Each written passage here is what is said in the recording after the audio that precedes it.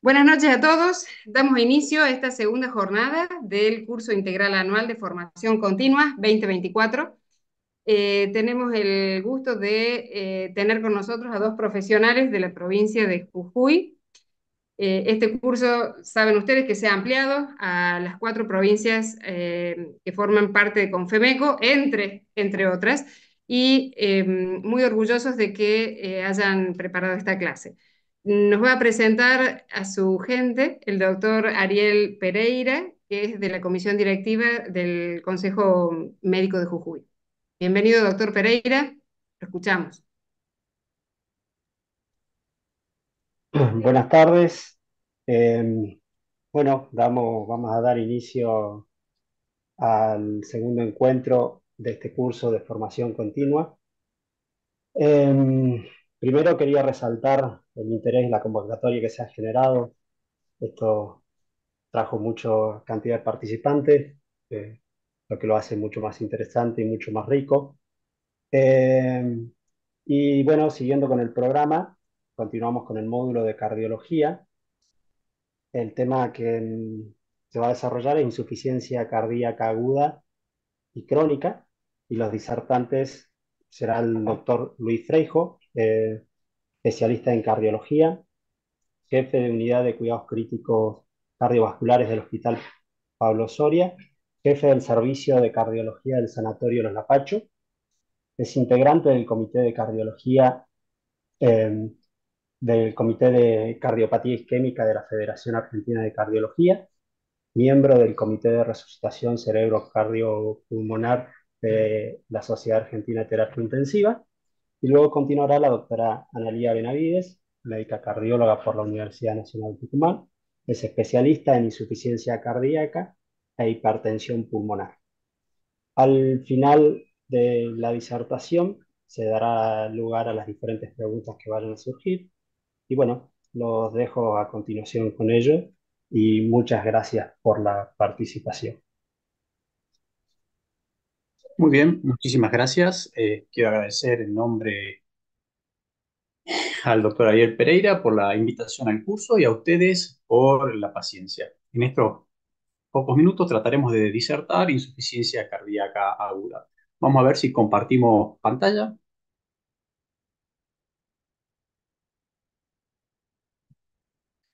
¿La ven ahí? Sí, se ve perfecto, Luis. Perfecto. ¿Se escucha y se ve bien? Perfecto. Bueno, me toca disertar insuficiencia cardíaca aguda. Eh, a ver si deja pasarnos la diapositiva. Aquí estamos. Perfecto. Primer lugar, vamos a definir qué es insuficiencia cardíaca. La insuficiencia cardíaca es un síndrome clínico caracterizado por síntomas típicos de congestión, congestión a nivel sistémica y a nivel pulmonar, y se acompaña obviamente con signos y síntomas. Y se caracteriza por una anomalía estructural o funcional que dan un gasto cardíaco inadecuado o produce un aumento de las presiones intracardíacas durante el reposo o el ejercicio. Ya por sí es una definición compleja. Es un síndrome heterogéneo y tenemos una definición muy compleja.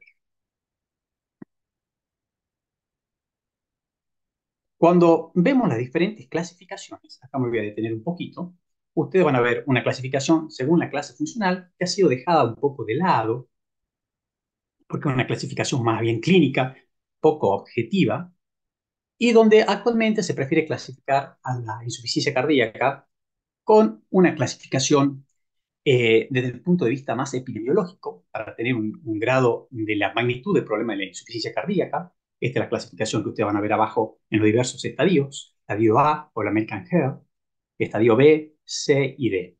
Y es importante estos dos primeros estadios, porque el primer estadio, que es el estadio A, habla del riesgo de padecer insuficiencia cardíaca.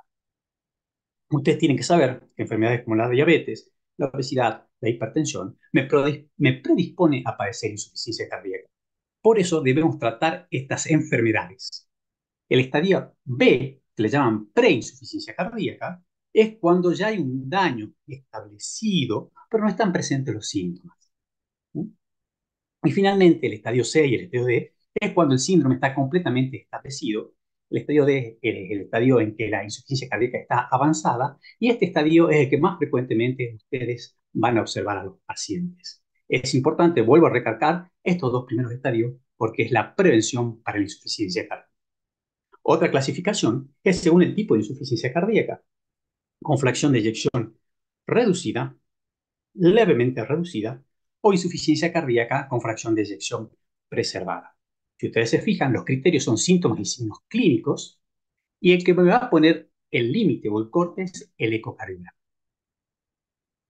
Pero nosotros vamos a hablar de insuficiencia cardíaca aguda. ¿Y cómo definimos la insuficiencia cardíaca aguda? Es la aparición rápida o gradual de signos y síntomas de insuficiencia cardíaca, lo bastante graves como para que el paciente necesite atención médica urgente, lo que lleva al ingreso hospitalario no planificado o a la atención por parte del servicio de emergencia. Esta definición está tomada por el consenso de insuficiencia cardíaca aguda del año 2021 de la Sociedad Europea de Cardiología. ¿Cuál es la importancia de la insuficiencia cardíaca? Es una enfermedad altamente prevalente. El 1 al 3% de la población general va a padecer insuficiencia cardíaca. La prevalencia, se encuentra en aumento. Podemos discutir la prevalencia de los diferentes tipos, pero en línea general se encuentra en aumento.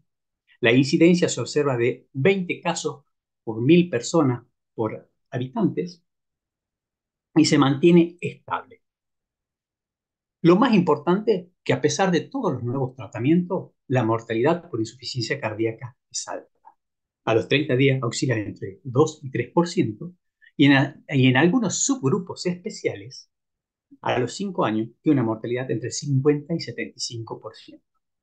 Piensen qué patología le puede dar tanta mortalidad a los 5 años. Y finalmente, algo que no es menor, son los costos.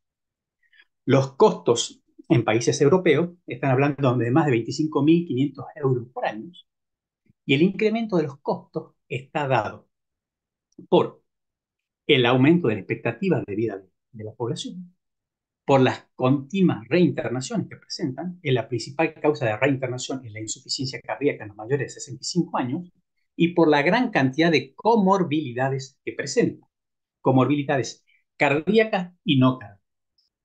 Hace 4 meses aproximadamente sacamos el costo de un paciente con insuficiencia cardíaca que llega a nuestra unidad como consecuencia de un evento coronario. Se trata el evento coronario y queda con disfunción ventricular. Calculábamos a valores de hospitales que el precio con el tratamiento completo para insuficiencia cardíaca y cardiopatía isquémica por mes rondaba en los 250.000 pesos. Para que ustedes tengan una idea del impacto de los costos de este sitio. Cuando hablamos de insuficiencia cardíaca, debemos recordar a qué nos enfrentamos. Yo trabajo en 2 servicios diferentes y vemos un detalle, que la insuficiencia cardíaca abarca entre el 20 y el 30% de los ingresos que hay en las unidades coronarias o en las unidades de cuidados intensivos críticos cardiovasculares. Cuando ustedes suman los eventos coronarios, van a ver que es más del 50% de estos pacientes son los que ocupan las camas de una unidad coronaria. ¿Por qué le pongo los eventos coronarios? Me preguntarán. Porque en los países desarrollados, una de las principales causas de insuficiencia cardíaca es la cronificación de la enfermedad coronaria. Tenemos siempre que evaluar las características clínicas de nuestros pacientes. Acuérdense que el principal riesgo de padecer insuficiencia cardíaca es la edad. A mayor edad, mayor probabilidad de padecer insuficiencia cardíaca aguda, al igual que el sexo masculino. Cuando analizamos las condiciones de las poblaciones, esto es a nivel mundial, por favor, ustedes van a observar que la hipertensión, la diabetes, perdón, hipertensión, la diabetes y la enfermedad coronaria son las principales características de esta población.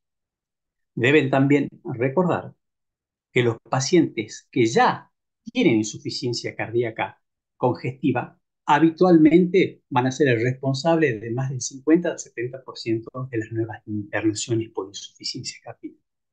Y en nuestra población, en el norte, no olvidar la patología chagásica.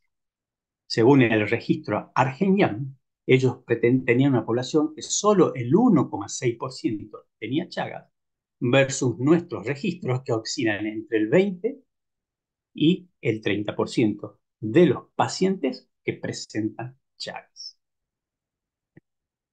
¿Y cuál es la historia natural de esta enfermedad?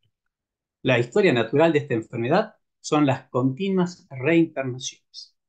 Estas continuas reinternaciones van a hacer perder masa miocárdica, empeorar la clase funcional, tener aumento de hospitalizaciones y me va a conducir a una espiral descendente que va a provocar la muerte del paciente.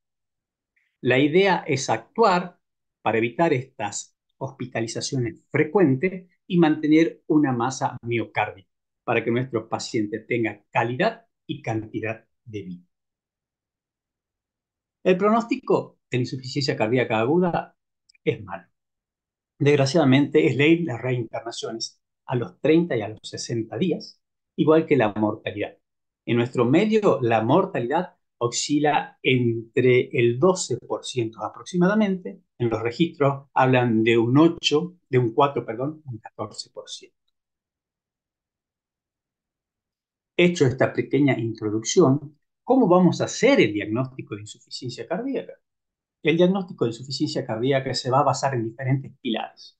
Uno es la historia clínica completa del paciente, recordar los factores de riesgo que me predisponen a padecer insuficiencia cardíaca aguda, la característica de la población de donde yo ejerzo.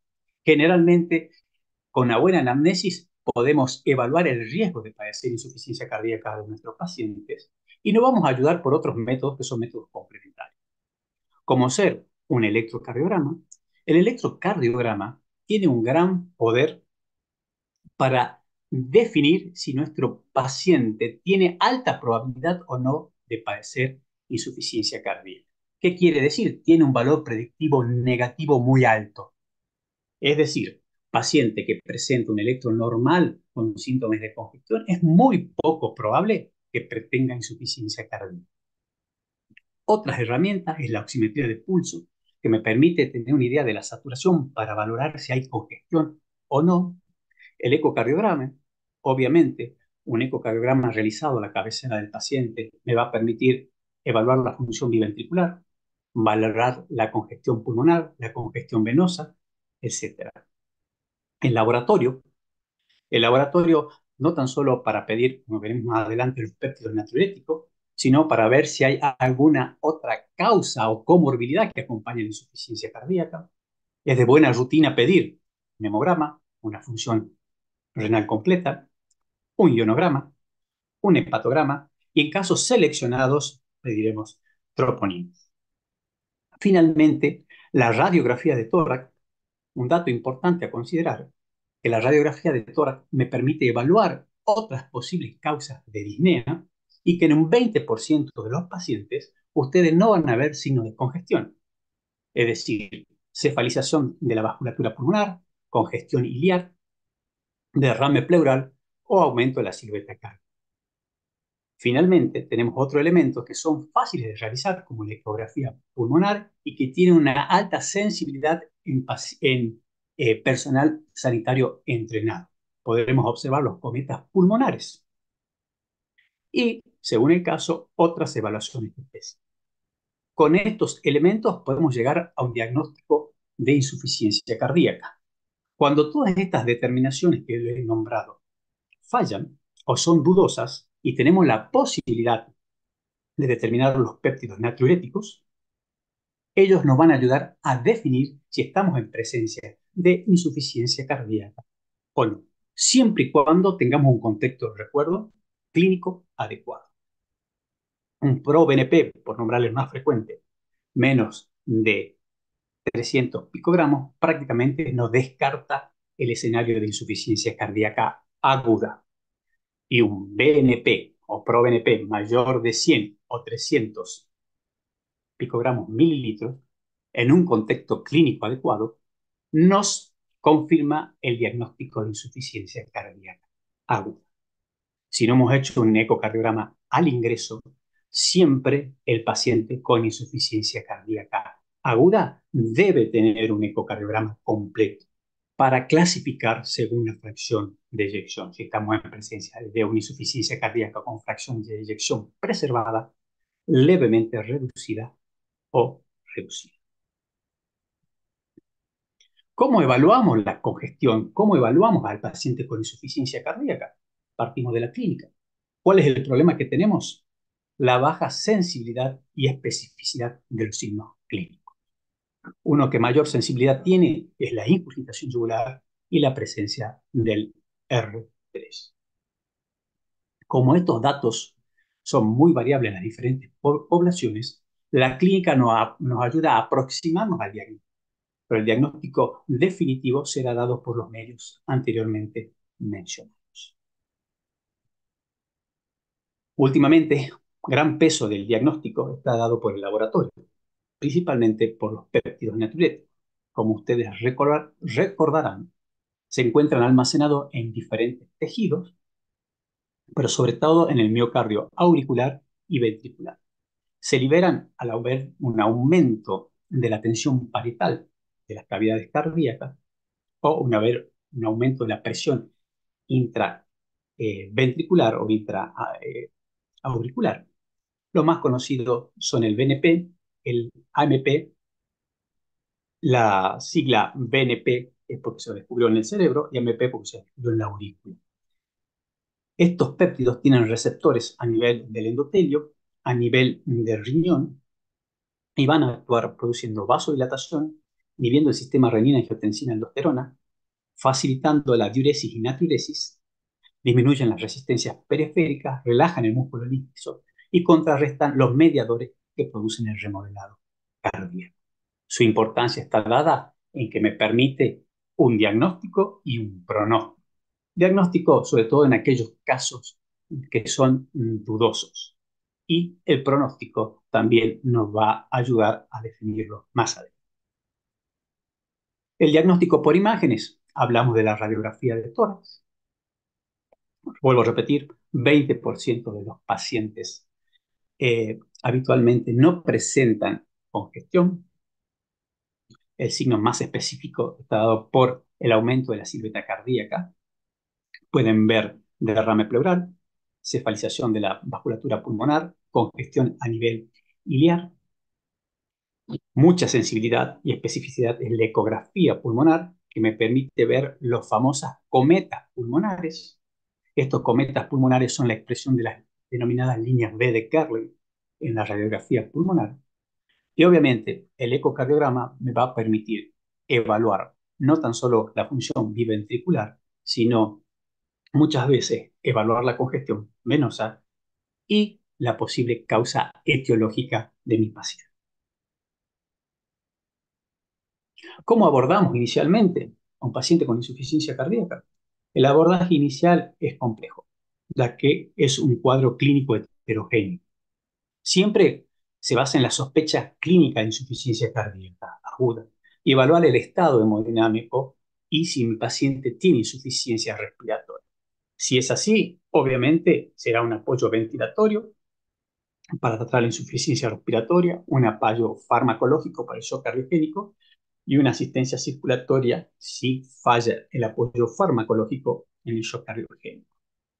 Si no estamos en presencia de este cuadro clínico, debemos identificar rápidamente la etiología. Generalmente hay un acrónimo que se utiliza, que es CHAMP, que habla de síndrome coronario aguda, emergencia hipertensiva, arritmia, de causas mecánicas, de la presencia de embolia pulmonar, de infección y de taponamiento cardíaco.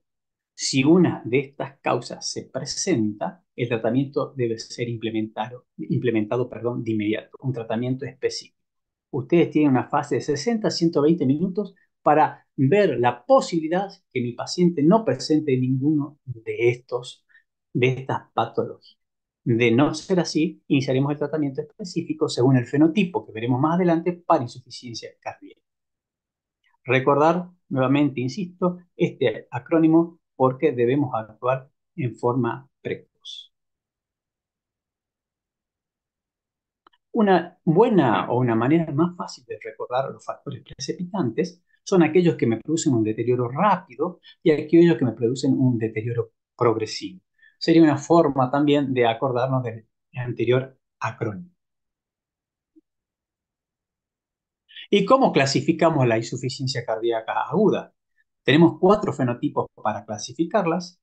La más común es la insuficiencia cardíaca aguda con descompensación, en el 50-70% de los casos. El edema agudo de pulmón, que es otra variante muy frecuente. Menos frecuentemente ustedes van a ver el shock cardiogénico. Y finalmente la insuficiencia ventricular derecha aislada.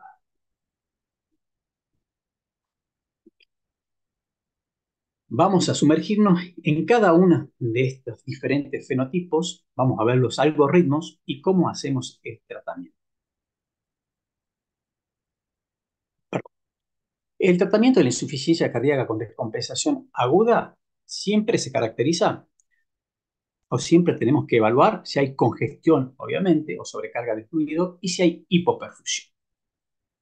Lo más habitual es que haya congestión y sobrecarga de fluidos, por lo que los diuréticos en ASA van a estar indicados. Hablamos de diurético en ASA, el más frecuentemente que ustedes presentan o que conocen es la furosemida. Si tenemos hipoperfusión, obviamente vamos a tener que mejorar la hipoperfusión y la congestión y evaluaremos diferentes tipos de drogas, vasopresores, como noradrenalina. Si la hipoperfusión persiste y estoy en un centro que posee asistencia circulatoria u otros elementos, los vamos a emplear.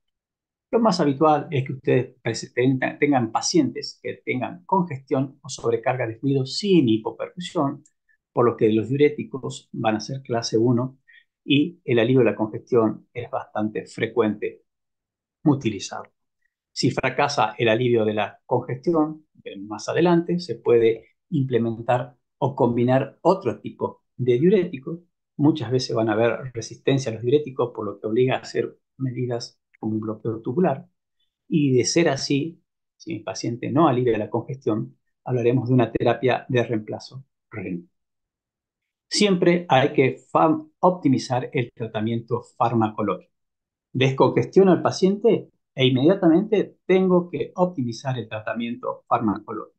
Es más, las guías recomiendan no suspender el tratamiento farmacológico que venía llevando el paciente, salvo casos muy puntuales. Shock cardiogénico, obviamente no vamos a dar un beta bloqueante, o estados de hipoperfusión próximos. La piedra angular de la insuficiencia cardíaca aguda es el tratamiento directo.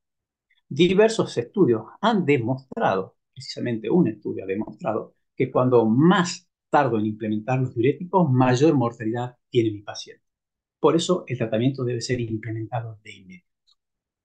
Ante un paciente con insuficiencia cardíaca aguda y síntomas de congestión, la primera interrogante que debo respondernos es si recibía un diurético de ASA. Muchas veces los pacientes ya vienen con el cuadro de insuficiencia cardíaca aguda y venían tomando dosis de furosemida. Si es así, vamos a tener que aumentar 2 veces las dosis diarias. Y vamos a evaluar la respuesta diurética generalmente a la hora.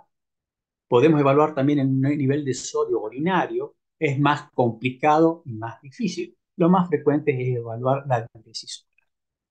Si mi paciente no venía tomando diuréticos, habitualmente haremos 20 a 40 miligramos de furosemida endovenosa. Acuérdense que la ampolla viene de 20 miligramos y evaluaremos nuestra respuesta diurética a la hora. Si no tuvimos una adecuada respuesta diurética, vamos a duplicar la dosis de diuréticos hasta alcanzar la dosis máxima, siempre controlando la diuresis horaria. Y finalmente, evaluaremos hacia las 6 horas cuál fue la respuesta diurética total. Si nuestro paciente tuvo una buena respuesta diurética a la primera hora, podemos repetir una dosis similar a cada 12 horas y evaluamos nuevamente la respuesta diurética. Si es así, continuamos con la descongestión completa evaluando siempre el nivel de creatinina y los electrolitos por lo menos cada 24 horas. De tener poca respuesta al tratamiento diurético, haber seguido este algoritmo, perdón, se evalúa el tratamiento diurético combinado.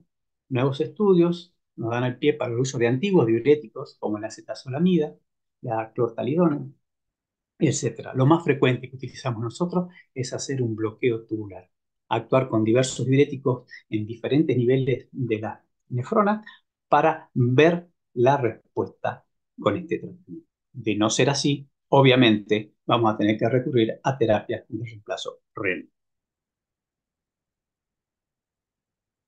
Otro segundo fenotipo que ustedes van a encontrar es el edema agudo de pulmón. En el edema de agudo de pulmón siempre hay que evaluar la parte respiratoria. Acuérdense que clínicamente el edema del pulmón se caracteriza por la taquipnea, por la ortopnea, por el esfuerzo respiratorio y por la insuficiencia respiratoria aguda. Es atractivo la fisiopatología porque en este cuadro se caracteriza por una redistribución del líquido a nivel pulmonar, no por un aumento del líquido, por lo que los nitratos y los vasodilatadores arteriales estarían indicados, más sobre todo la presión es mayor a 110 milímetros de mercurio. Acuérdense que la nitroglicerina produce vasodilatación venosa, actúa rápidamente y disminuye el retorno venoso, lo que no produce un alivio de los síntomas. En cambio, el nitroprusiato de sodio, es un vasodilatador predominantemente arterial y disminuye sobre todo la poscarga. También podemos usar diuréticos en asa. Obviamente siempre evaluamos la perfusión tisular. Si nuestro paciente está hipoperfundido, haremos inotrópicos o vasopresores. Y si nuestro paciente responde al tratamiento, vamos a optimizar siempre el tratamiento farmacológico. Acuérdense del oxígeno, que la indicación de oxígeno está dada cuando la saturación es menos del 90%, y el objetivo es elevar una saturación mayor del 90, una PO2 mayor de 60 milímetros de mercurio, y los medios disponibles son la oxigenoterapia a través de la ventilación no invasiva. Generalmente es de gran ayuda. Diversos trabajos han mostrado el beneficio que tiene esta ventilación no invasiva en cuanto disminuye la necesidad de reintubación, disminuye la necesidad de prolongar la estadía y previene la mortalidad. Es un estudio, pero es válido. Otra pregunta frecuente, otro planteo habitual, es el uso de pseudoanalgesia, principalmente la morfina en el edema agudo del pulmón. Las nuevas guías hablan que son para pacientes seleccionados. No a todo paciente con insuficiencia cardíaca voy a emplear morfina como pseudoanalgesia, dado a que me produce depresión respiratoria y me puede producir hipotensión y empeorar el cuadro de insuficiencia respiratoria, y en el edema agudo de pulmón puede empeorar la clase de insuficiencia cardíaca aguda. Una situación catastrófica es el shock cardiogénico. Lo más habitual que van a ver el shock cardiogénico ustedes son pacientes con insuficiencia cardíaca terminal, pero que frecuentemente no nos enfrentamos, son pacientes con hipoperfusión marcada, o otra etiología son los síndromes coronarios agudos, pacientes en edema agudo, en shock cardiogénico. Siempre en pacientes en shock cardiogénico se debe identificar las causas. ¿Cómo identificamos las causas? Un electrocardiograma, un ecocardiograma tiene que ser realizado en forma inmediata para ver si estamos ante presencia de complicaciones mecánicas de un síndrome coronario agudo. Si estamos ante un síndrome coronario agudo, obviamente la revascularización va a ser urgente, o en todo caso la intervención quirúrgica si hay una complicación mecánica. Siempre el apoyo farmacológico y ventilatorio. En estos pacientes la intubación endotraqueal es mandatoria, no se utiliza el BNI, está contraindicado el BNI, y es de accionar importante la utilización de fármacos. El fármaco a elección para estos pacientes es habitualmente la noradrenalina como un tratamiento vasopresor. Se discute también si la dobutamina o la presencia de milrinona son fármacos más complejos. De todas maneras, tengo que tener una buena presión sistólica para implementarlo, ya que tiene una función vasodilatador pulmonar y sistémico, y en presencia de un shock cardiogénico que no mejore con el uso de fármacos inotrópicos o vasodilatadores, la asistencia circulatoria. Siempre evaluar la perfusión de nuestro paciente.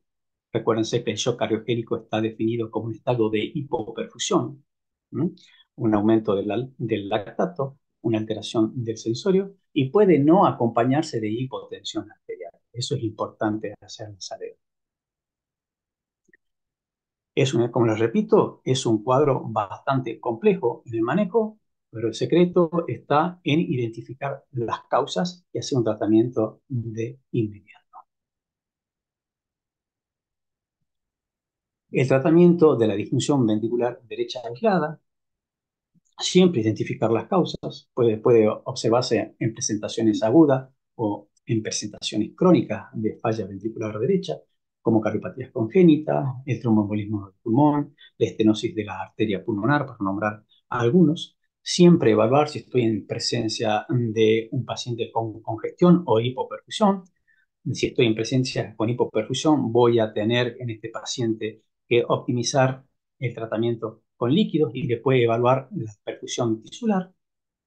Siempre recordar como causas en un síndrome coronario, el infarto inferior muchas veces se acompaña de infarto del ventrículo derecho, un 25% se acompaña de infarto del ventrículo derecho en el electrocardiograma, al hacer B3 o B4R pueden haber supradesnivel del STT, es en el infarto inferior, que no tenga expresión clínica es otra cosa, pero les aseguro que el 25% de los infartos inferiores se acompañan de algún compromiso eléctrico del infarto del ventrículo derecho, así que siempre hay que buscarlo.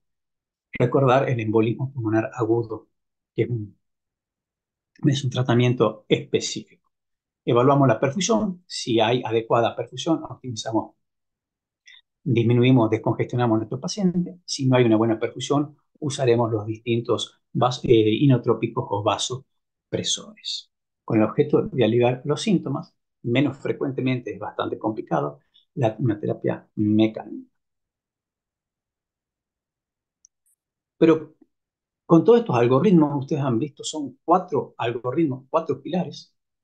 El tratamiento ideal es disminuir la congestión sistémica y pulmonar, pero ¿por qué? ¿Por qué tengo que disminuir toda la congestión pulmonar? Porque si yo doy de alta a mi paciente con congestión, que se observa en gran parte de los pacientes, en este trabajo de más de 1.500 pacientes, compararon a los pacientes que se iban con congestión o sin congestión y observaron que los pacientes con congestión tenían una marcada reinternación a los 60 días y también tiene un impacto positivo en la mortalidad. A mayor congestión, mayor mortalidad. Por eso los pacientes se tienen que ir, como decimos, secos de la estadía hospitalaria con controles periódicos. La congestión residual mata. ¿Y cuál es el tratamiento médico óptimo? La doctora Benavides se va a expandir en esto. Yo voy a hablar de 2 o 3 cosas nada más.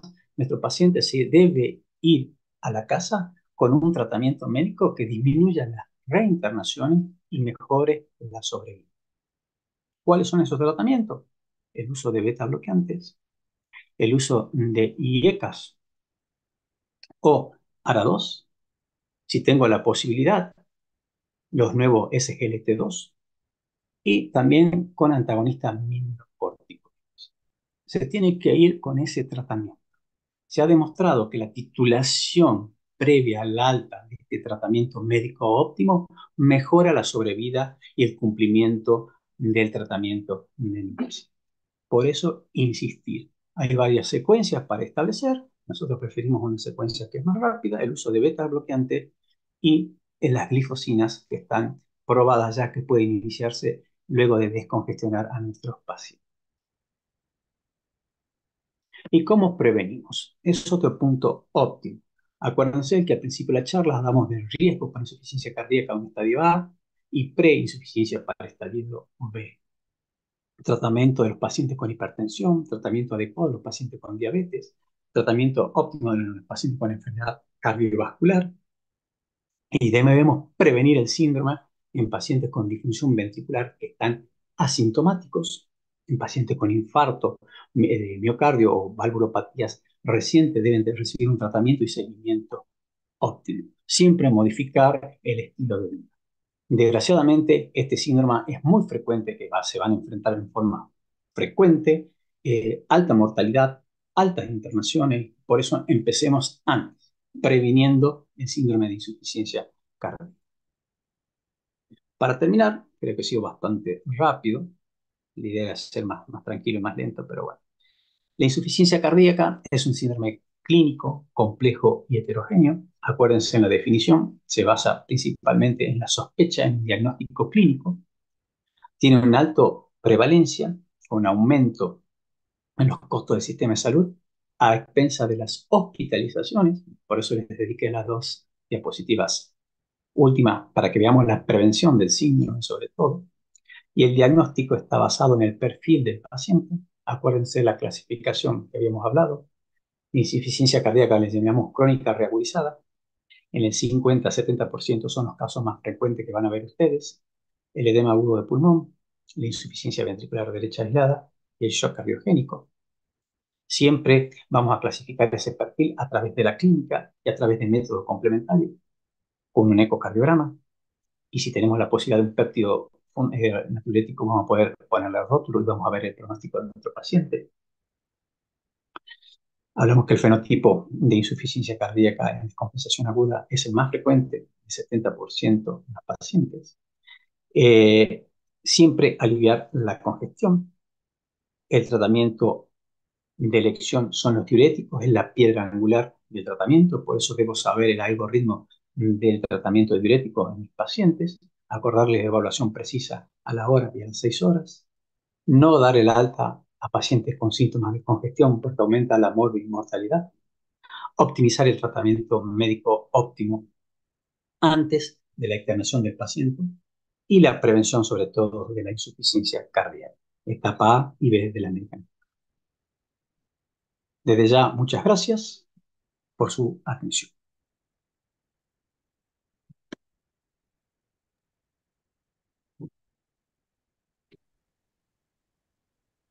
Estamos. Genial, excelente su clase, doctor Fraijo. Bueno, Excelente. Excelente en cuanto a diagnóstico y en cuanto a los pilares de tratamiento. Le agradezco muchísimo y le damos lugar a la doctora, si está en línea ya, Analía Benavides. Doctora. Hola, buenas noches. Bueno, en honor al tiempo, estamos justitos. Vamos a tratar de resumir la insuficiencia cardíaca crónica. Ahora voy a compartir Bueno, pantalla. bien. Vamos a ver si... Vamos a dejar las preguntas para el final. A quienes tengan interés en hacer preguntas y quieran, está habilitado el chat para que puedan ir dejando allí sus preguntas y finalizada la clase de la doctora Benavides, compartimos nuestras inquietudes con los dos disertantes. Bien. Bueno, muchas gracias por la presentación del doctor Pereira. Como bien saben, yo soy cardióloga, especialista en insuficiencia cardíaca y agradezco mucho la invitación del Consejo Médico de Jujuy para disertar en este curso integral anual de formación continua para los médicos del NOA. Vamos a hablar un poquito de insuficiencia cardíaca, aspectos generales, algo ya abordó el doctor Freijo. La realidad de la insuficiencia cardíaca, como él bien dijo, es que tiene una alta prevalencia y una alta incidencia y que gracias a las nuevas tecnologías y tratamientos en las enfermedades cardiovasculares y el aumento de la sobrevida de los pacientes cardiópatas, la insuficiencia cardíaca actualmente ha disminuido su mortalidad a corto plazo, pero en pacientes, como bien él dijo, seleccionados, sigue siendo alta la mortalidad a más de 5 años. Se estima que un paciente que no ha sido tratado y bien diagnosticado, la mitad de los pacientes van a estar muertos. Y como bien dijo el doctor, esta es una enfermedad cara. Es una patología cara porque exige no solamente costos en lo que es el tratamiento, sino también en el diagnóstico, en los métodos invasivos y en las terapéuticas avanzadas. Sin mencionar a la escasez de donantes para los pacientes seleccionados para trasplante cardíaco.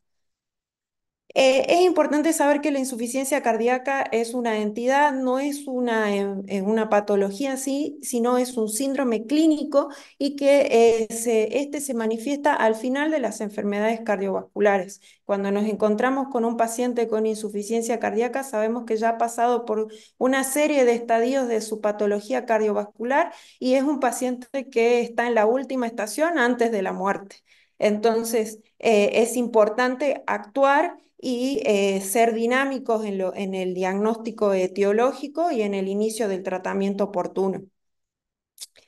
Hay muchas definiciones de la insuficiencia cardíaca. Las definiciones más clásicas suelen ser fisiopatológicas y hablan de la incapacidad del corazón para cumplir su función de bomba y satisfacer las necesidades metabólicas del organismo, tanto en reposo como en esfuerzo. Si bien esa es una clasificación que nos facilita comprender la fisiopatología de la insuficiencia cardíaca, en los últimos años se ha elegido una definición más bien práctica para tener un entendimiento más bien práctico de esta patología y saber cuándo diagnosticarla, y es por eso que actualmente se define como la presencia o antecedentes de signos y síntomas de insuficiencia cardíaca causados por una alteración, ya sea estructural o funcional del corazón, que además tienen que estar acompañados de la reducción del gasto cardíaco o demostrar el aumento de presiones de llenado, ya sea en reposo o en esfuerzo, por métodos invasivos o no invasivos, o también revelados por el aumento de los péptidos natriuréticos en un análisis de sangre. Es decir, que la definición tiene tres componentes. El primero es el diagnóstico clínico, que además tiene que estar corroborado por un método diagnóstico, sea de laboratorio o imagenológico, que nos va a dar una evidencia de congestión, ya sea sistémica o pulmonar, o pulmonar. Recordar un poquito la clínica de la insuficiencia cardíaca. Que hablamos de clínica, vamos a tener síntomas típicos y específicos de la insuficiencia cardíaca, que si bien hay variabilidad interobservador, es la piedra inicial, es el punto inicial para empezar a evaluar estos pacientes. Los síntomas típicos como la disnea de esfuerzo, la disnea paroxística nocturna, pacientes que refieren ortopnea o que han disminuido su tolerancia al ejercicio, y los signos más específicos, la ingurgitación yugular, el reflujo hepato yugular positivo. El R3 tiene una alta sensibilidad y nosotros lo utilizamos mucho para hacer diagnóstico de insuficiencia cardíaca. El choque de punta desplazado por ahí no es tan frecuente de encontrarlo, pero cuando los encontramos también es un signo específico de insuficiencia cardíaca.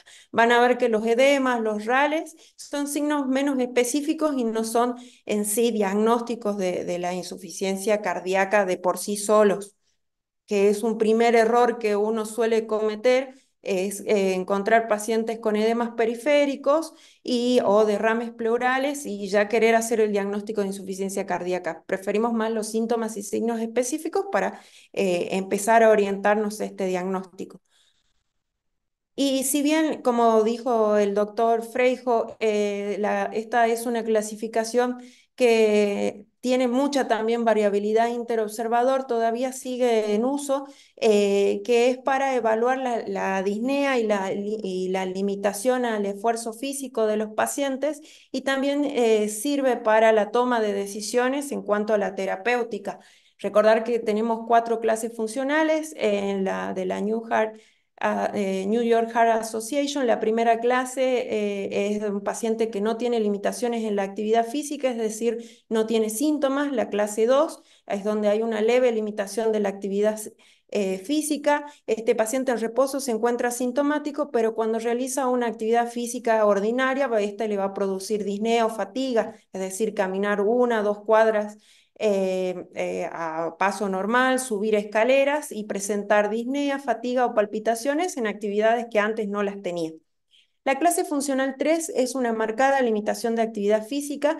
Si bien no tienen malestar en reposo, cualquier actividad puede producir disnea o fatiga, dar unos pasos, hacer una actividad normal, como por ejemplo que al bañarse, al peinarse, al querer incorporarse, sienten la falta de aire. Y la clase funcional 3 es aquella de donde la disnea se percibe en reposo, y cualquier actividad física obviamente les va a generar síntomas.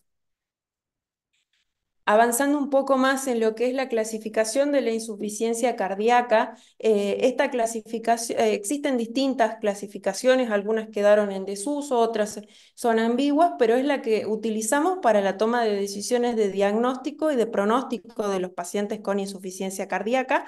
Y esta nos da 4 categorías. La primera es la insuficiencia cardíaca con fracción de eyección reducida, es decir, pacientes que tienen una fracción de eyección menos del 40%. La segunda es la insuficiencia cardíaca con fracción levemente reducida. Estos pacientes tienen una fracción de eyección entre el 41 y 49% inclusive.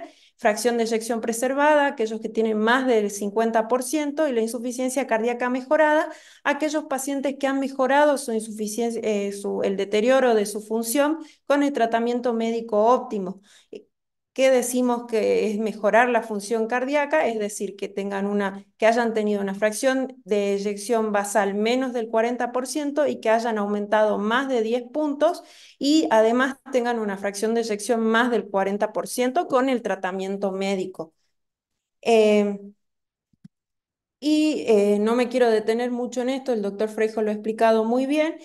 Saber que la insuficiencia cardíaca empieza en algún momento y es cuando hay riesgo de insuficiencia cardíaca, es decir, los factores de riesgo típicos: hipertensión, diabetes, enfermedad cardiovascular, la exposición a cardiotóxicos. No olvidar que hoy por hoy el número de pacientes oncológicos es alto, el diagnóstico también, y el tratamiento que reciben es cardiotóxico. Entonces es un antecedente a tener en cuenta cuando nos encontramos con un paciente con insuficiencia cardíaca, saber si son sobrevivientes o no del cáncer y qué tipo de terapéutica han recibido. Y una vez que los pacientes persisten con estos factores de riesgo, empiezan a aparecer alteraciones estructurales, elevación de biomarcadores, pero estos pacientes todavía no tienen insuficiencia cardíaca. Estos pacientes son los que están en riesgo de insuficiencia cardíaca y es donde la prevención y tratar de evitar la inercia terapéutica hace de que no progrese la enfermedad a lo que es la insuficiencia cardíaca sintomática y ya en el estadio final la insuficiencia cardíaca avanzada para los que puedan llegar a esta etapa y no hayan fallecido antes. Quiero hablar un poquito de la fisiopatología de esta entidad. La comprensión de la insuficiencia cardíaca tiene más de 100 años de historia. Han surgido distintos modelos fisiopatológicos que tratan de explicar la enfermedad y qué es lo que sucede, y estos modelos a lo largo del tiempo han sido disparadores de distintos tratamientos. El primer modelo de los que están descritos en la década de los 70 es el modelo cardiorrenal, donde se sabía de la falla de bomba y la retención hídrica y el rol que jugaba el riñón en los pacientes descompensados. No se hacía diagnóstico tanto en pacientes asintomáticos, sino estos eran los pacientes con una falla cardíaca grande, casi mortal, y la respuesta basada en este modelo fisiopatológico fue el inicio y el uso de los diuréticos en falla cardíaca y de la digoxina.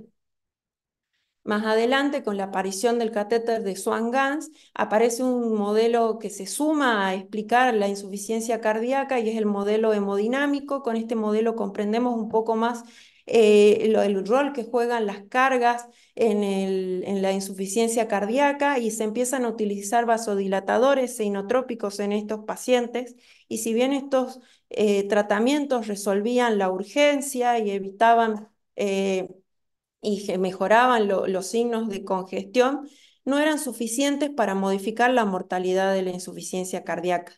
La investigación básica continuó, modelos animales, y comprendimos que el rol de la activación neurohormonal y del remodelado ventricular en la patología y esto hace que surgen tratamientos nuevos, los vasodilatadores, los betabloqueantes, antagonistas de mineralocorticoides, las terapias de resincronización cardíaca y los inhibidores de los cotransportadores de sodio glucosa, los ISLGT2, que es la última incorporación al tratamiento de la insuficiencia cardíaca, y acá a lo largo del tiempo se ven las modificaciones en la mortalidad.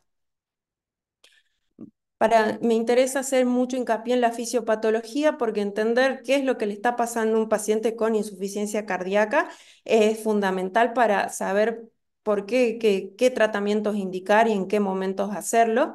Es por eso que cuando hablamos de insuficiencia cardíaca, si lo voy a tratar de ser breve, pero quiero recalcar de que todo empieza con un insulto al corazón, un insulto al corazón que recuerden que la principal causa etiológica de la insuficiencia cardíaca es la etiología coronaria, así que si me apuran y tenemos que dividir las aguas, cuando hacemos diagnóstico etiológico de insuficiencia cardíaca, tenemos que considerar si el paciente tiene o no enfermedad coronaria.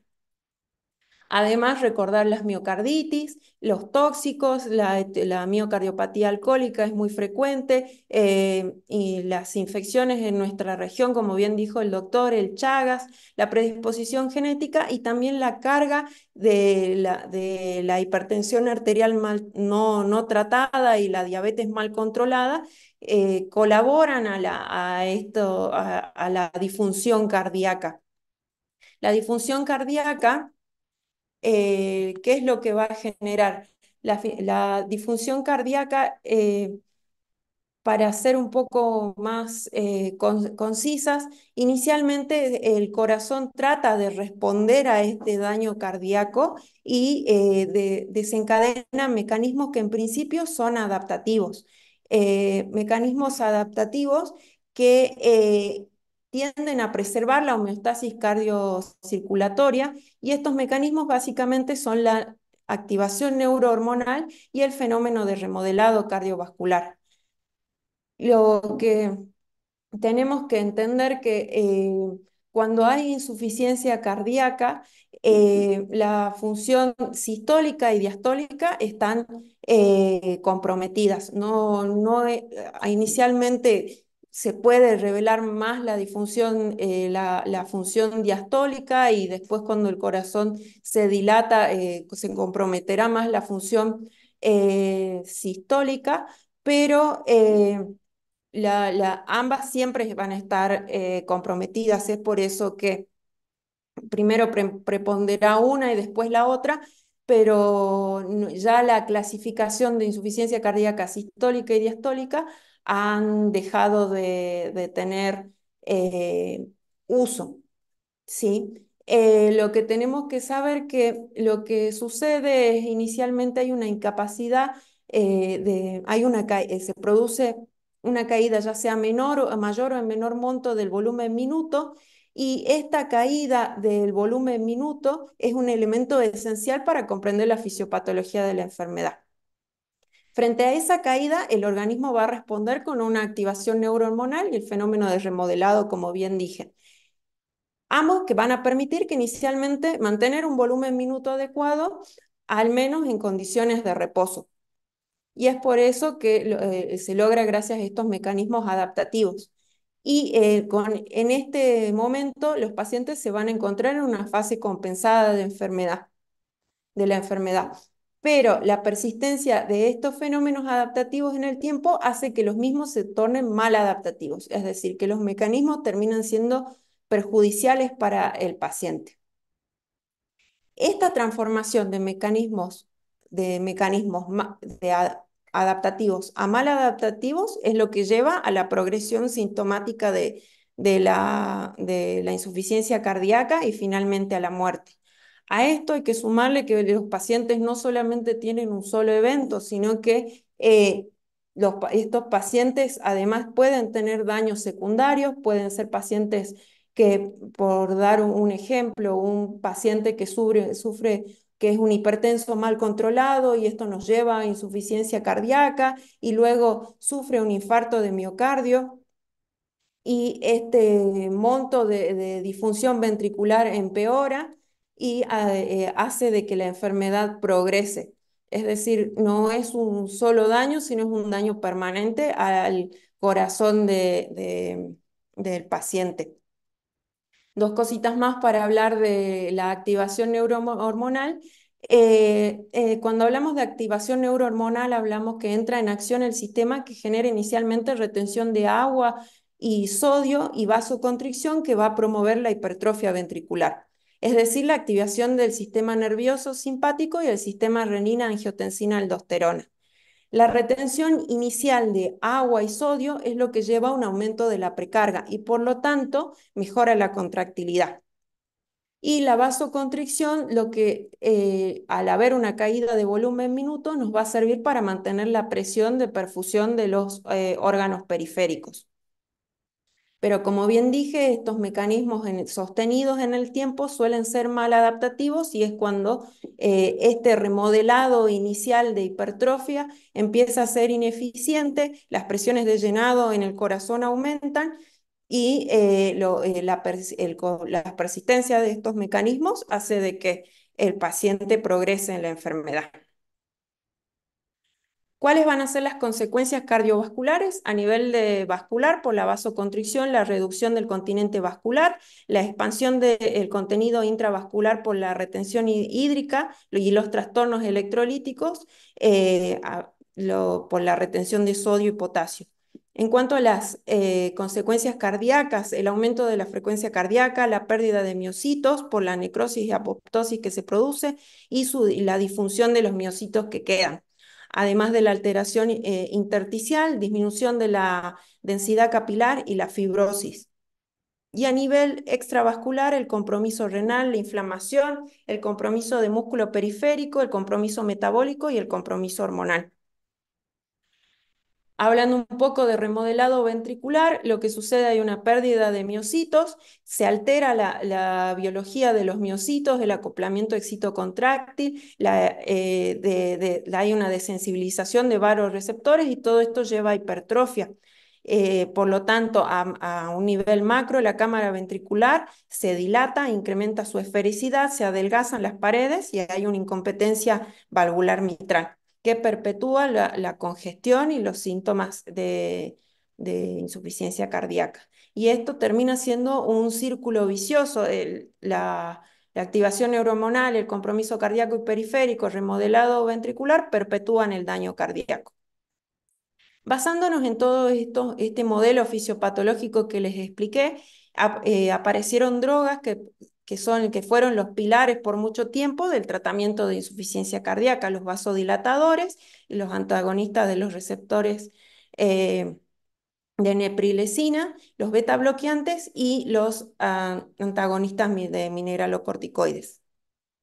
Pero con el tiempo aparecieron otros enfoques fisiopatológicos, deficiencia endocrina múltiple, hormonas anabólicas, hormonas de crecimiento, aparecieron alteraciones, se descubrieron alteraciones de esteroides anabólicos o el hipotiroidismo funcional. Hay que hablar que los pacientes de insuficiencia cardíaca tienen un hipotiroidismo que es funcional y que no se resuelve con el aporte de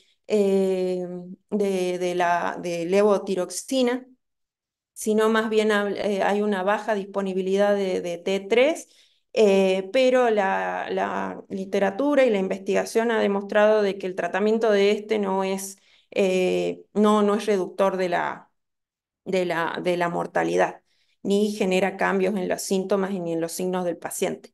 Y la insulinoresistencia. Quiero hablarles un poquito de la insulinoresistencia en insuficiencia cardíaca. Ustedes saben que el aumento de glucosa en estos pacientes va a generar inflamación y esta inflamación se va a traducir en más injuria cardíaca que va a perpetuar la insuficiencia cardíaca. Y es así donde aparecen drogas nuevas que en estas quiero nombrar a los ISLGT2, los inhibidores de ISLGT2, que son terapéuticas que se descubrieron, por así decir, por accidente, su aplicación en la insuficiencia cardíaca y en la enfermedad cardiovascular. En estudios de diabetes se descubrió de que estos disminuían la mortalidad cardiovascular y que generaban efectos beneficiosos sobre la insuficiencia cardíaca por los múltiples mecanismos.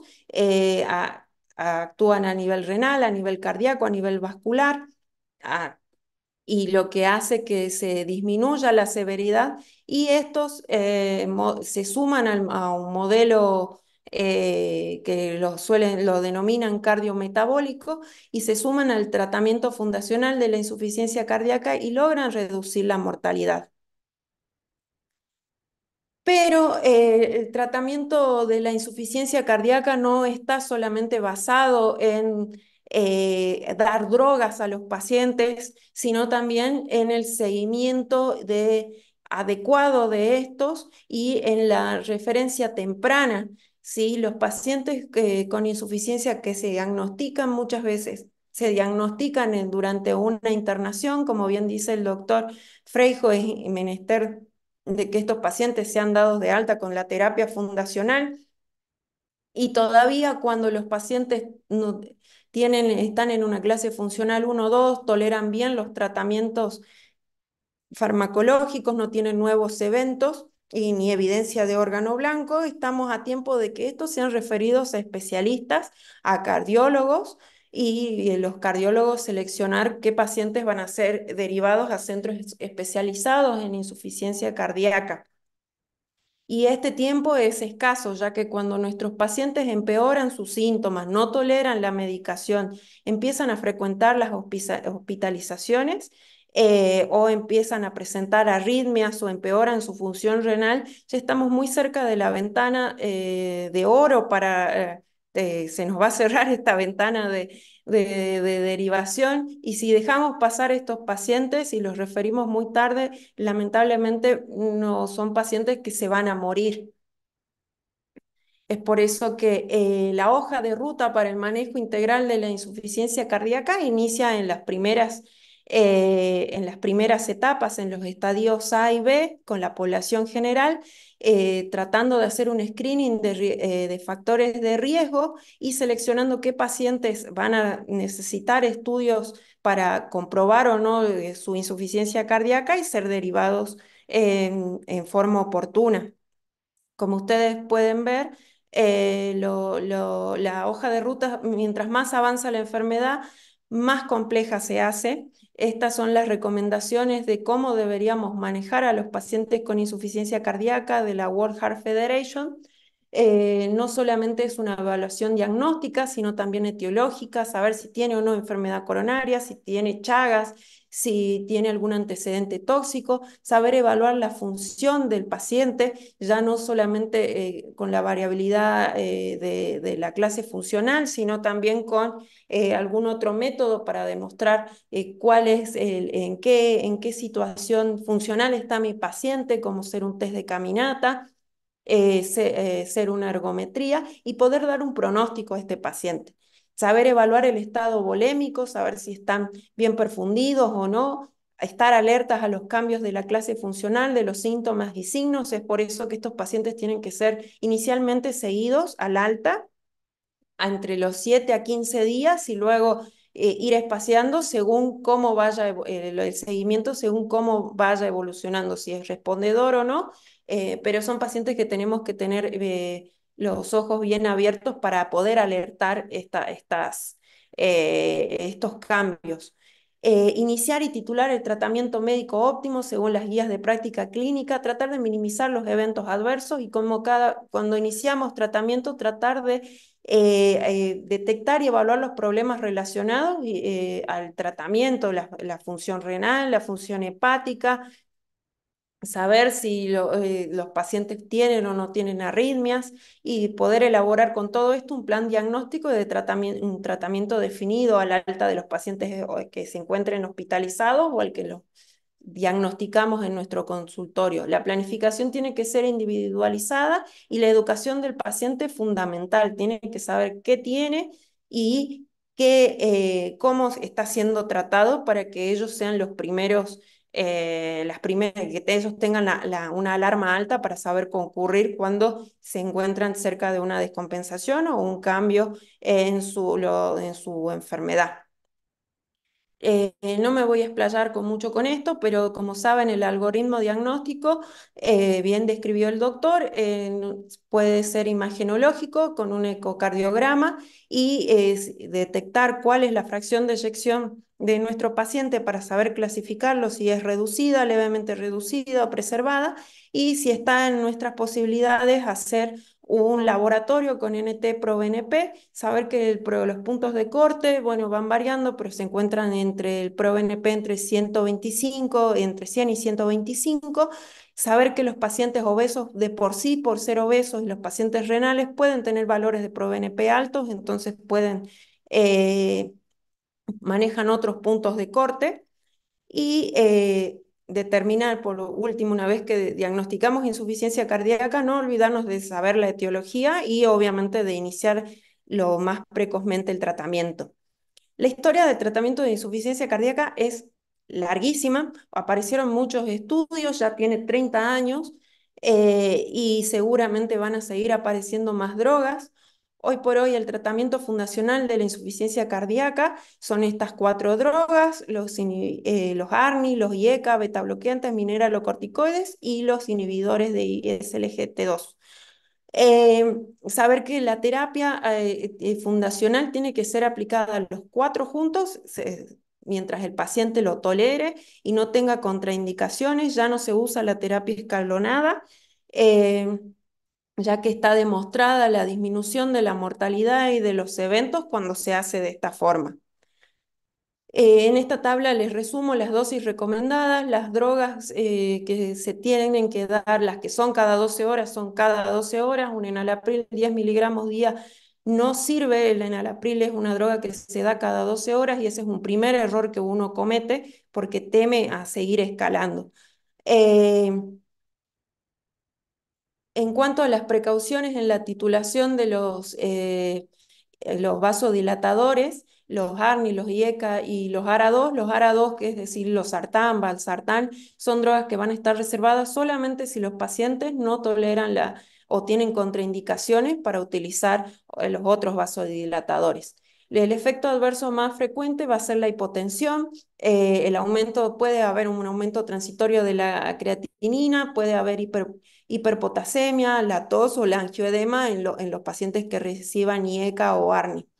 Las contraindicaciones van a ver que son en pacientes muy graves, pacientes con falla renal severa, con filtrado glomerular muy bajo o pacientes que ya hayan tenido un evento de angioedema o estenosis renal bilateral y obviamente, bueno, pacientes embarazadas. La titulación de de estas drogas se hacen cada 2 a 4 semanas y se trata de darle la máxima dosis tolerada según la clínica y el laboratorio.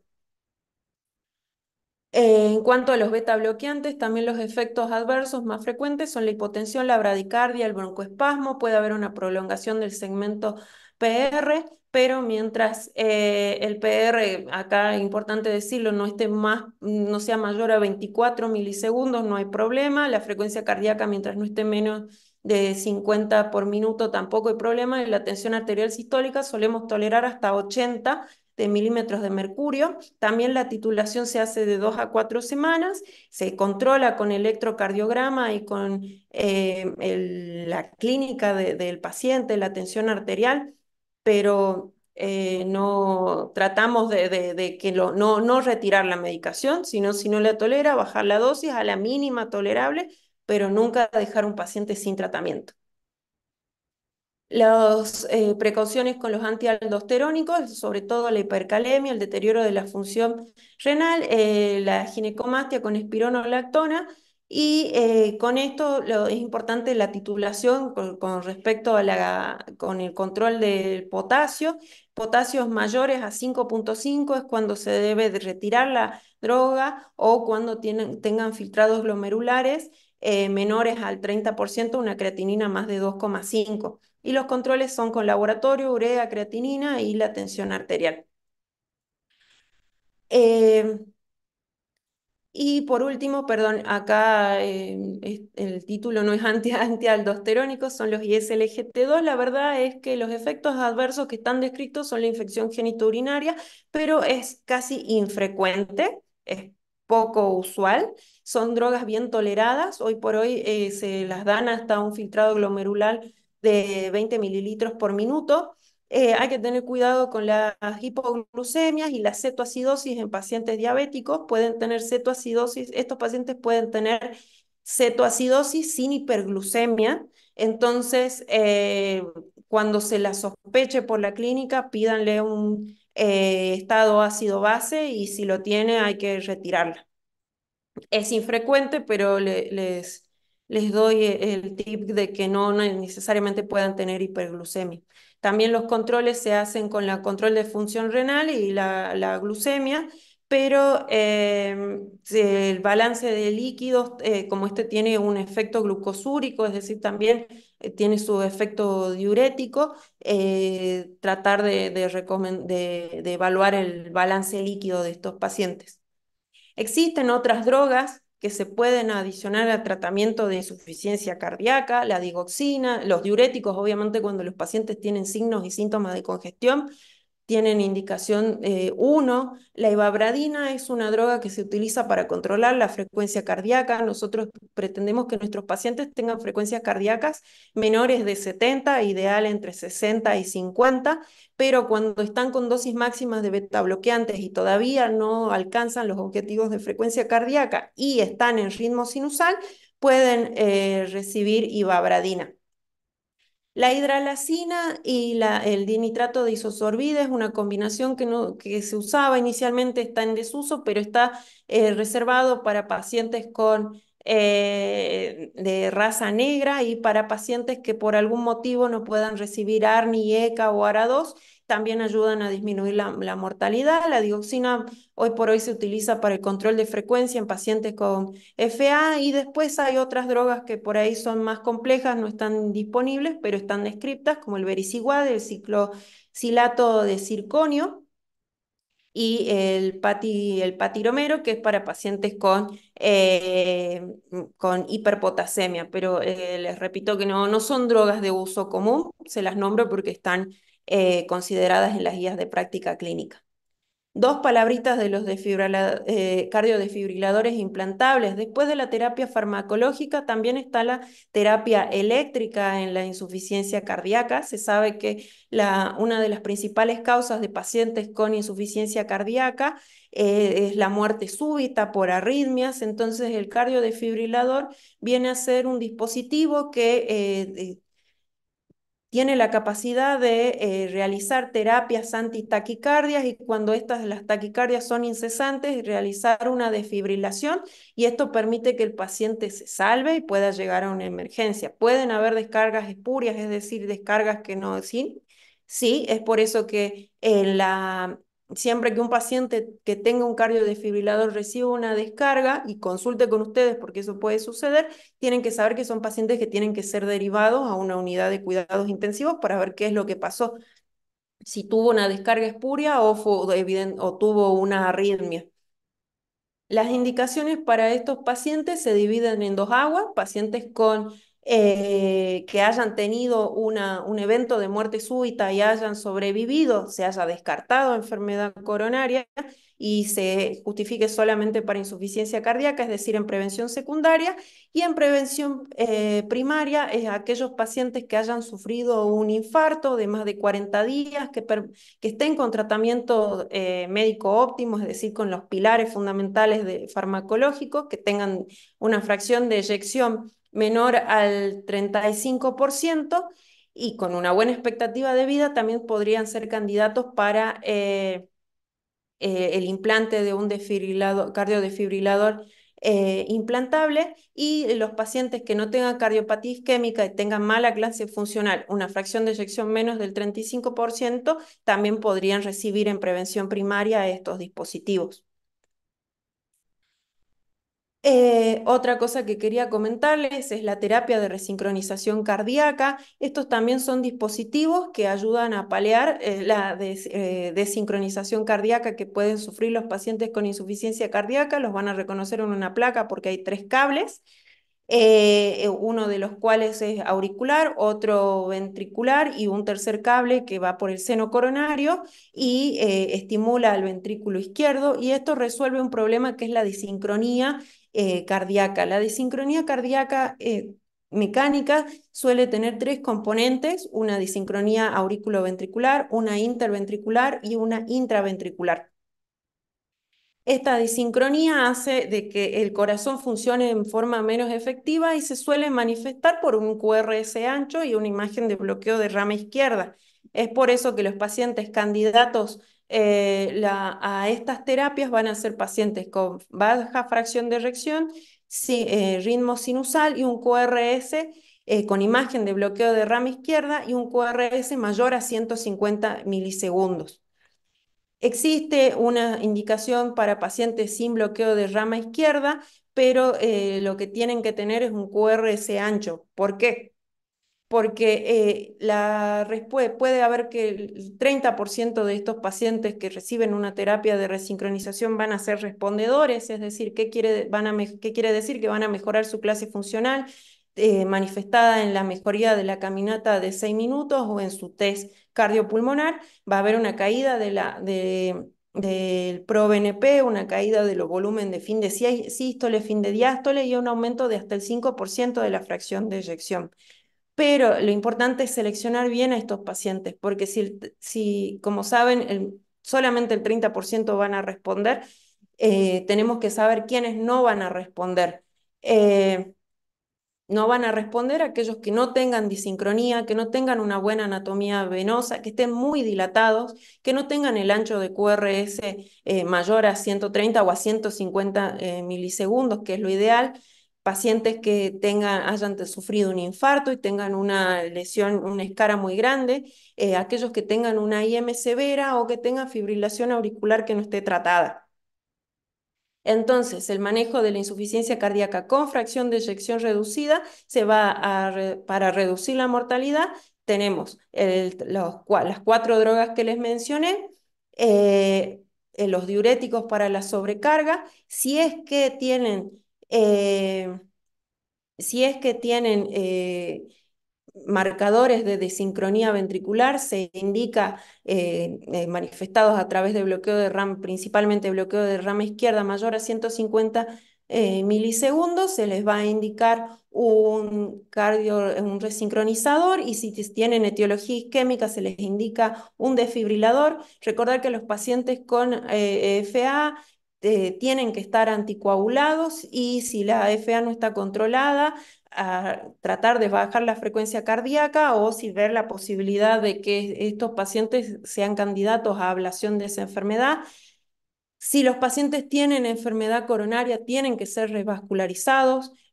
Vamos a hablar un poquito de deficiencia de hierro, pero si la tienen, tienen que tener el aporte de hierro endovenoso, tratamiento de sus valvulopatías, si es que las tienen, control de la frecuencia cardíaca. Si son de raza blanca, raza negra, perdón, recibir hidralazina combinado con nitrato de isosorbide, y los ARA2 van a estar reservados solamente para aquellos que no toleren lo que IECA y ARA. Si los pacientes ya fueron tratados con todo esto y todavía persisten sintomáticos, ya serán pacientes con insuficiencia cardíaca avanzada que deberán ser seleccionados para terapias de reemplazo ventricular o para trasplante. Eh, bueno, no quiero alargar más porque estamos sobre la hora. Vamos a hablar un poquitito de la deficiencia de hierro. Esta es una terapéutica que está teniendo cada vez más auge Como bien saben, el déficit de hierro no necesariamente se manifiesta por la anemia, sino de que podemos tener deficiencia de hierro aún sin anemia.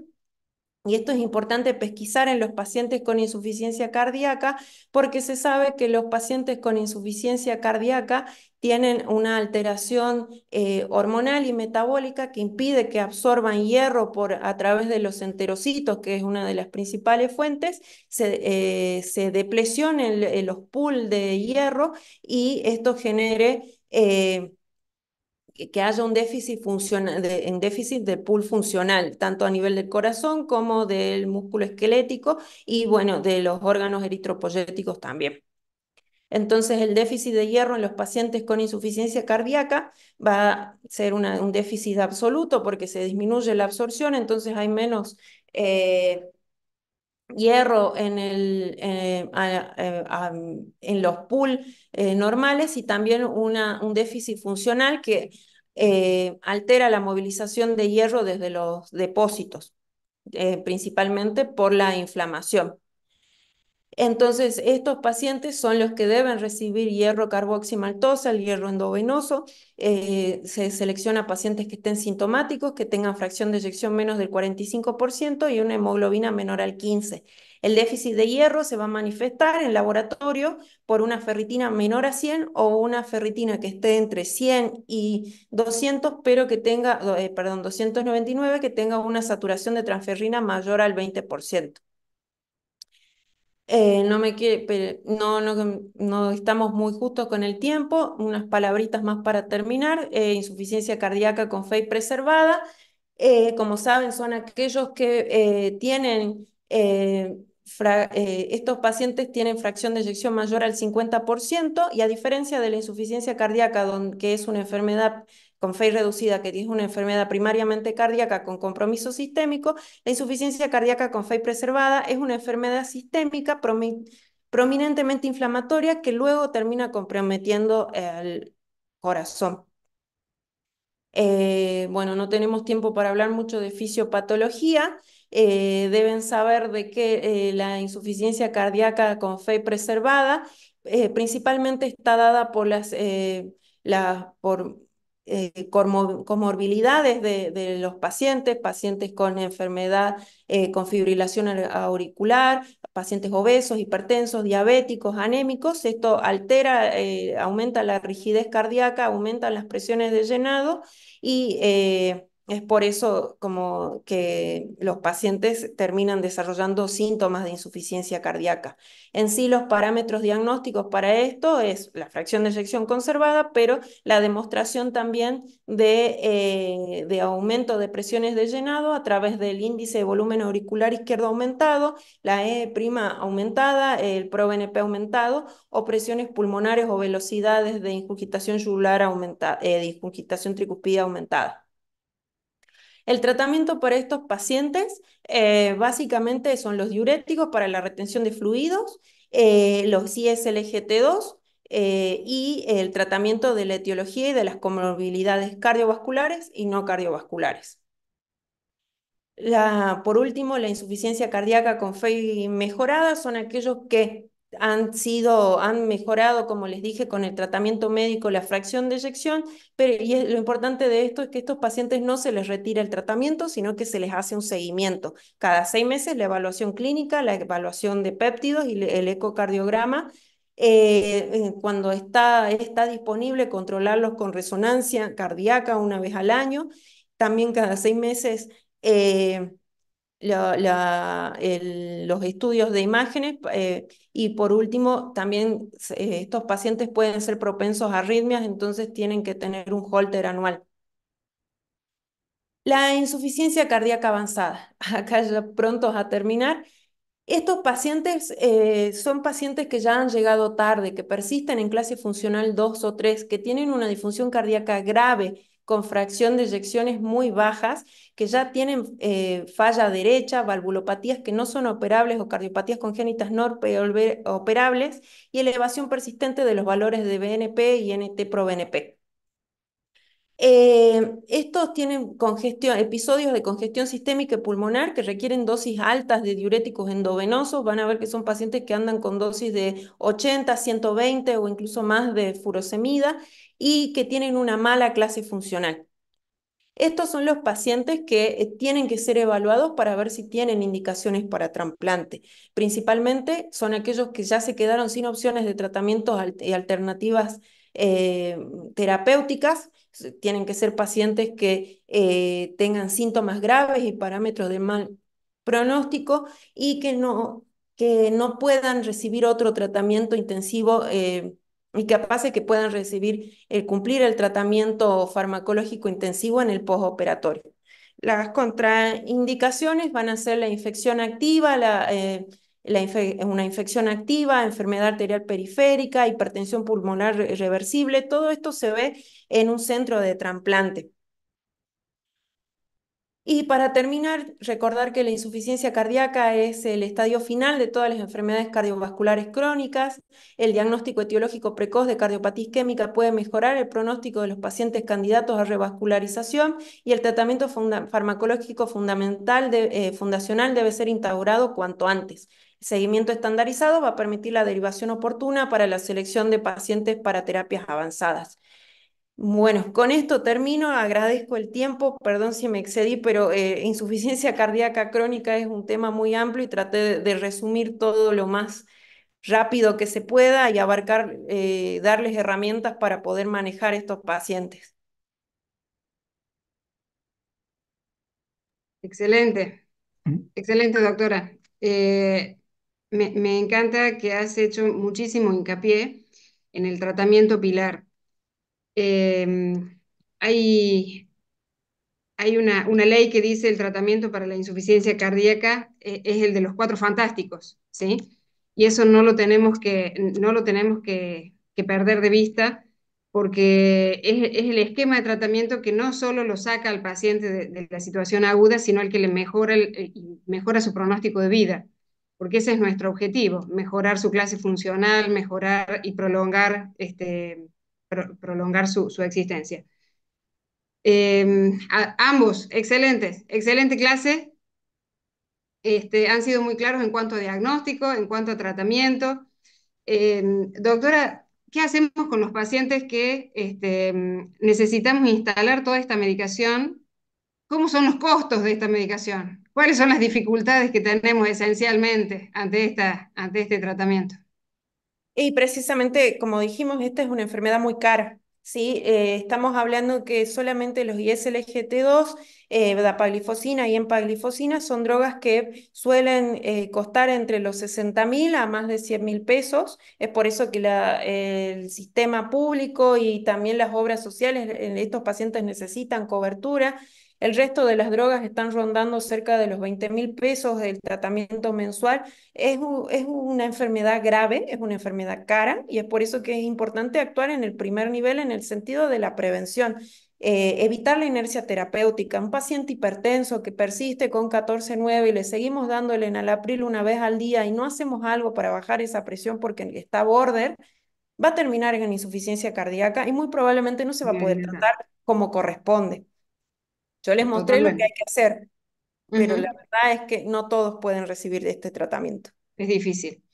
Pero tratarlos inicialmente es lo más importante. Nosotros, estando en el NOA, creo que las provincias que compartimos la etiología del Chagas es muy frecuente, ocupa un lugar importante en la etiología en insuficiencia cardíaca, las situaciones isquémicas y le cuento nosotros en nuestra experiencia en Catamarca, estamos teniendo muchas miocarditis, todo posterior, inclusive a los procesos virales que han tenido tanta relevancia últimamente, COVID y todo esto, miocarditis en gente joven, muchas insuficiencias cardíacas en gente alrededor de los 40 años, inclusive 35, 40 años, que más allá del proceso agudo y que se resuelve con diuréticos iniciales para la descarga, vasodilatadores, se inició un proceso de tratamiento con los cuatro fantásticos, que son los ARNI, con los beta bloqueantes, con los ISGLT2 y los inhibidores de los mineralocorticoides, y hemos logrado mejorar en esa gente joven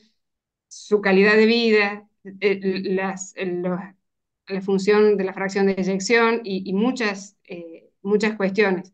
Sí. Entonces, tenemos que apuntar a eso, tenemos que hacer hincapié en esas drogas y tenemos que hacer todo lo posible para que las obras sociales también incorporen esas drogas en la cobertura y la ayuda para esta gente. Exactamente. Bueno, la fe recuperada no es un bicho raro, nosotros lo vemos sobre todo con la llegada de los ISLGT2. Ujú. Yo también formo parte del Hospital Pablo Soria, estamos conformando una unidad de insuficiencia cardíaca y ahí tenemos pacientes en seguimiento con fe recuperada.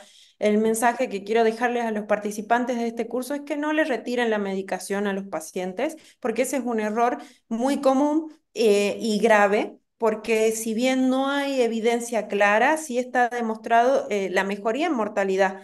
Eh, el tratamiento médico óptimo ha mejorado la mortalidad de la insuficiencia cardíaca, pero aún así es alta.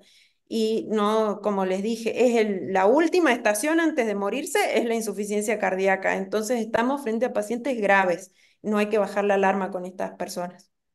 Sí, sí, sí, sí, fantástico. Y hay otra diapo que pasaste, doctora, que la hoja de ruta. Me encantó esa, esa diapo, me parece que es importante que todos después la revisen, porque en la consulta no solo los cardiólogos, sino también los clínicos y todos los médicos de familia que tienen acceso a este tipo de pacientes o los que ven en la guardia y que podemos acceder a tener un cronograma de una forma de trabajo, ¿sí?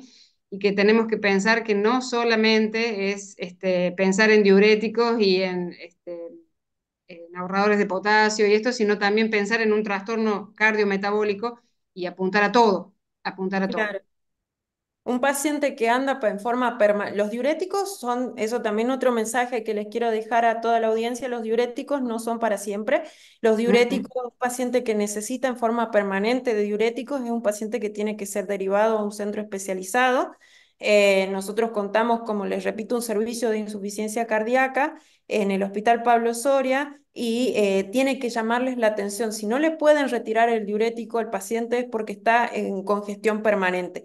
Entonces es el momento de derivarlo para que el especialista defina cómo va a ser el upgrade de terapéutica.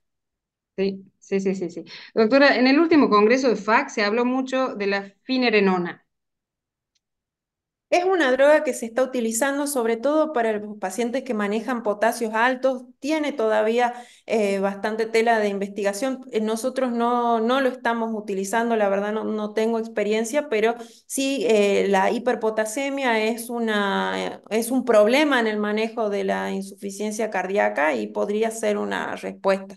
Todavía estamos en proceso de implementación, pero no sustituye al tratamiento médico óptimo con evidencia que disminuye la mortalidad.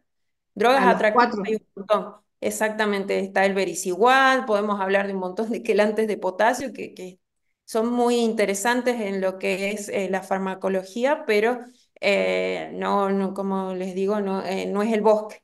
Ujú. Excelente, sí, sí, sí, sí, creo que el mensaje va a ser siempre los cuatro fantásticos, siempre hacer pilar en eso y en que no, y no retirar las drogas. Doctor Exactamente. Romero, perdón, doctor Bueno, Freijo, sí, Adelante, Luis. Sí, sí, sí, los escucho. perdón, hay una pregunta aquí, dice un doctor, hola, con el uso del CPAP en lo agudo de AP, ¿nos podría ayudar con la indicación? Creo que había dicho algo la doctora de la contraindicación del CPAP, eso ya nos puede aclarar usted. ¿Qué parámetros debo considerarlo para usar? En el crónico, la esplerenona es más útil que otros diuréticos. ¿O hay algún estudio que me ayude a definir eso? Y muchas gracias la dedicación a este gran proyecto. Bueno, contesto la primera, puedo contestar las dos, pero lo voy a dejar a Ana, me parece que es para la segunda. La primera pregunta, ¿en qué usamos el CPAP? El CPAP lo usamos en pacientes con insuficiencia cardíaca, con congestión pulmonar, obviamente en edema agudo de pulmones, o sea, en insuficiencia respiratoria. ¿Qué parámetros vigilamos nosotros para ver si es efectivo mi tratamiento? Saturación, el esfuerzo respiratorio, la taquipnea, la frecuencia cardíaca, la tensión arterial. Generalmente hacemos pruebas entre 10 y 15 minutos y vamos evaluando cómo mejora o empeora esos parámetros de nuestros pacientes. Habitualmente el CPAP solo no se utiliza. Utilizamos el ventilador, el respirator, acá está Ariel Pereira, que conoce mejor que yo, usamos diversos modos. Uno es el VPAP, que tiene presión soporte más la presión positiva al final de la expiración. Es más cómodo para el paciente, por decirlo así. ¿En quienes no usaría ventilación no invasiva? En pacientes en shock cardiogénico, en pacientes que están en estadio pre-shock, o sea, hipoperfundido, y en síndromes coronarios. Sería muy cuidadoso en el uso de la ventilación mecánica no invasiva. En cuanto a la segunda pregunta, me parece que fue el uso de la esplerenona. Bueno, tienen dos antagonistas mineralocorticoides, perdón, la palabra es larga. Una, la espironolactona y la esplerenona. La espironolactona es más vieja. La esplerenona es más nueva, de reciente. En cuanto a potencia y efectividad, hay un metaanálisis que dio mayor efectividad, tómenlo entre comillas, porque son metaanálisis que comparan diversos estudios, diversos subgrupos y hacen un análisis. Tendría mayor efectividad la espironolactona. ¿Mm? Y mayor seguridad la esplerenona. ¿Cuál es la seguridad? Menor hiperpotasemia y sobre todo el efecto adverso más frecuente es la ginecomastia, sobre todo que es incómodo para el hombre. Me parece que está respondida la pregunta, no sé si hay otra pregunta más. No veo otras preguntas. Hay un montón de felicitaciones para ustedes. Excelente, excelente. Felicitaciones, agradecimientos por la clase maravillosa. Montón, montón para ustedes. Bueno, doctor Sebastián Romero. Bueno, Bien, bueno, pido disculpas, pero me encuentro de guardia y tanto la oportunidad de la clase anterior como esta, justo al empezar me llega emergencias. Hay que trabajar, eso está muy bien. Es así, pero bueno, nada, obviamente que la provincia de Jujuy ha estado claramente bien representada por nuestros disertantes, los cuales conocemos y ya hemos trabajado, como en el caso del doctor Freijo, en muchas jornadas, pero sobre todo agradecer a los participantes en destinar tiempo a esta capacitación que decidimos armar entre varias provincias y que claramente ha sido un gran éxito, no solo por la concurrencia, sino por la demanda de formación que está clara que para las provincias pequeñas como las nuestras y distantes de la capital de nuestro país, no es más difícil y como una manera de pensar cuando hablábamos de este tema, de armar esto, que juntos siempre vamos a poder mucho más, y eso está claro. Y el NOA siempre ha mostrado claramente la capacidad que tiene y el compromiso que tienen sus profesionales y la gana y la vocación. Así que felicitar tanto a los participantes y como también a mis colegas disertantes que han representado la provincia de Jujuy y a las otras provincias también, al Colegio Médico de La Rioja, Catamarca y Santiago del Estero, porque esto es un esfuerzo que hemos decidido iniciar y que está teniendo, como decía, su éxito y desde Confemeco también esto ha marcado. Confemeco es el ente que nos agrupó a todos los colegios y consejos que regimos matrícula, ha marcado una diferencia y las otras provincias quieren empezar a hacer algo igual que lo que está haciendo NOA. Así que eh, esto da el pie para tal vez algo más grande y mucho más los argentinos y los médicos argentinos unidos para no solo capacitarnos, sino para seguir trabajando juntos. Así que muchas gracias.